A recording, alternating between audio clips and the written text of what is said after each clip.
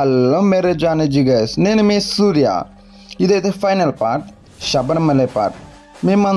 మేము వచ్చిన బస్సుని పార్కింగ్ ఏరియాలో పెట్టి అక్కడి నుంచి కేరళ ఆర్టీసీ బస్ తీసుకుని శబరిమల అయితే వెళ్ళాలి.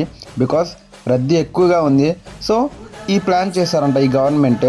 వెళ్ళే దారిలో చాలా అందంగా ఉంది ఈ రోడ్ చూస్తుంటే. అలాగే అయ్యప్ప స్వామిని ఎప్పుడు దర్శనం చేసుకుంటానని నాకు కూడా చాలా ఆతృతగా ఉంది. ఎప్పటి నుంచో అనుకుంటున్నాను కదా. సో అక్కడికి వెళ్ళి పంబా నదిలో స్నానం చేసి మేము కొండ ఎక్కడం అయితే స్టార్ట్ చేసాం. ఈ కొండ ఎక్కడం అంటే చాలా చాలా కష్టమని చెప్పాలి.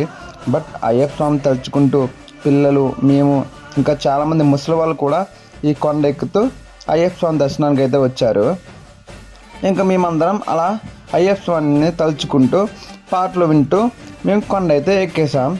కొండ అయితే ఎక్కేసిన తర్వాత ఇక్కడ అయ్యప్ప స్వామి దర్శనం అయితే చాలా బాగా అయింది. నేనైతే చాలా చాలా సంతోషంగా ఉన్నాను.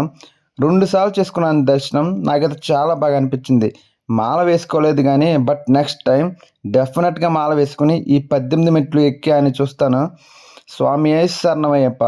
ఇంతటితో ఉంటా మరి. ఎస్పెరెడ్డిక్ ఆఫ్ జై హింద్.